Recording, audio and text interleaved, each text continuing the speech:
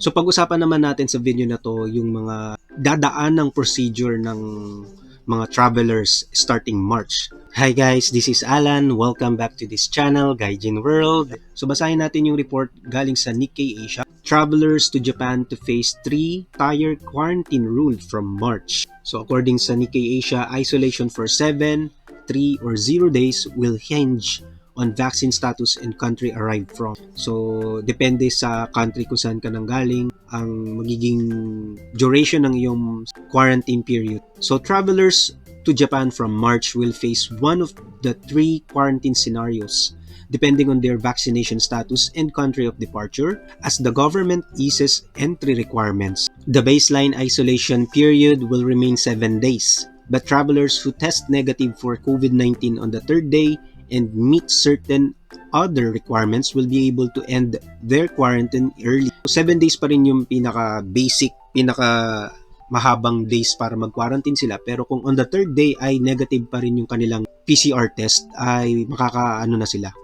Or yung kung ano man yung i-implement, kung swab test ba yun, ay kung negative naman sila, makakalabas na rin sila. Hindi na nila kailangan tapusin 7 days. Those who have received 3 vaccine doses and arrived from a country where the coronavirus is not spreading rapidly will be able to skip the quarantine altogether. Ayan, ayon yan sa kanilang paglulusen ng border restriction. Prime Minister Fumio Kishida will announce the changes in a news conference Thursday.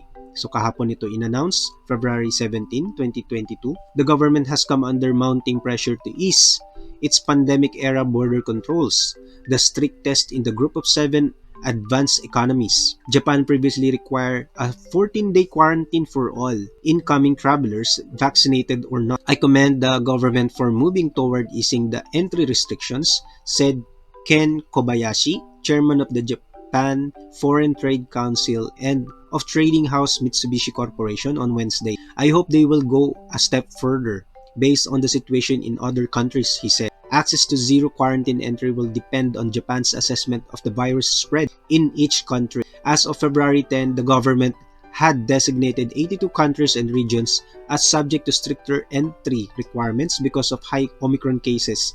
Among them, the US, the UK, and South Korea. Those not on the list include New Zealand and such Middle Eastern nations as Qatar, though this category will eventually expand as the pandemic dies down. Travelers from countries of concern now have to spend 3 to 6 days of the isolation period at the government-designated quarantine facilities.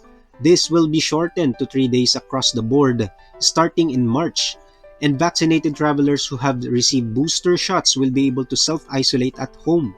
So mas maganda nga talaga na naka-third booster ka na para hindi ka na nila dadalhin sa kanilang designated facilities at pwede mo nang gawin i-isolate mo yung sarili mo sa iyong bahay dito sa Japan. Japan will also begin allowing in technical trainees along with foreign students and business travelers with close oversight from the companies and organizations sponsoring them. Tourists remain barred. So hindi pa rin po pwede makapasok ang tourist dito sa Japan as of the moment. The daily cap on incoming travelers will be raised to 5,000 from 3,500, returning to the level before border controls were tightened in November in response to the Omicron variant. This partly to accommodate Japanese workers posted abroad who are set to return to the country at the end of the fiscal year. As of January 4, roughly 400,000 foreign nationals were unable to enter the country, despite receiving prior approval, official data shows.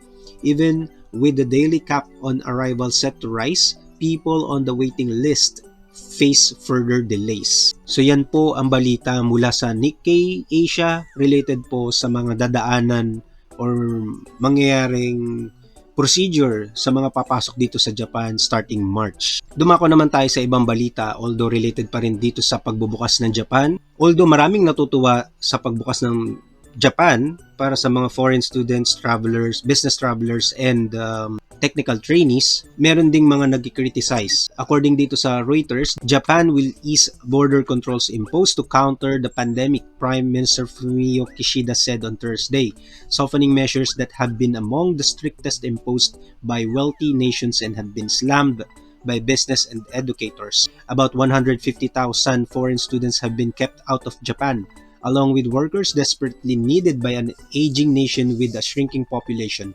prompting warnings of labor shortages and damage to its international reputation. From March, authorities will raise the number of people allowed to enter to 5,000 a day from 3,500 now, Kishida told a news conference. We will permit the entrance of foreigners except for tourists, he said. Measures would be eased gradually and depend on a number of conditions, including the infection rates in other nations, Kishida said. The period of mandatory quarantine will be reduced to 3 days in some conditions, from 7 days now, he said, adding that in some cases there would be no requirement to quarantine. The change comes, Kishida said, as the number of coronavirus infections have shown signs of declining, meaning Japan needed to start preparing for a new phase.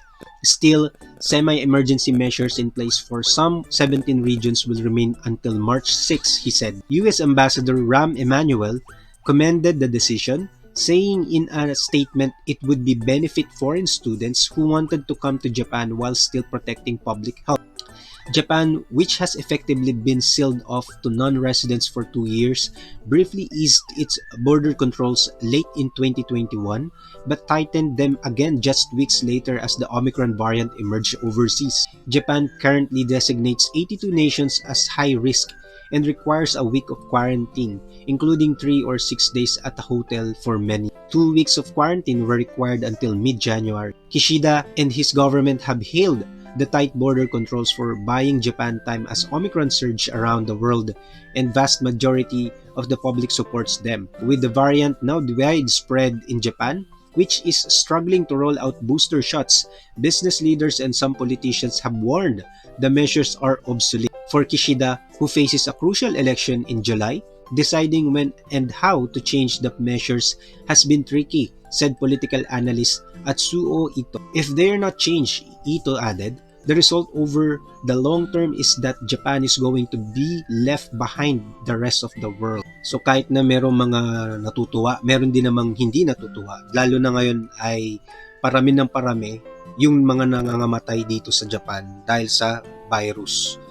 Although bumababa na ng konti, slight yung number of cases, ay medyo parami naman, nasa 200 plus yung count ng mga deaths as of February 18. So ayan guys, kung nagustuhan nyo tong video na to, please like this video and mag-comment na rin kayo. I-share nyo na rin to sa mga naghihintay ng news related sa travel ban dito sa Japan. Magandang balita to para sa mga matagal nang naghihintay na makapasok dito. And kung nakapag-subscribe ka na at lagi ka pa rin nanonood sa aming mga YouTube videos, thank you so much for watching. Pasensya na kayo sa aking boses at hindi rin ako ganun ka genki ngayon dahil medyo may COVID tayo ngayon. Pero patuloy pa rin ako nagbibigay ng news sa inyo para at least, 'di ba? Lahat tayo ay well informed.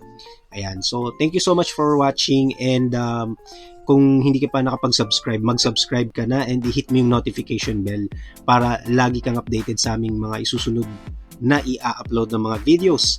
And sa mga hindi pa naka-up, and check nyo yung aming YouTube playlist, okay? Dahil maraming mga playlist dyan na makakatulong sa inyong pamumuhay pagdating ninyo dito sa Japan.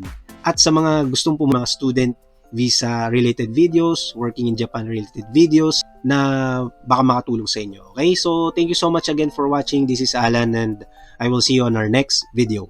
Bye! Bye!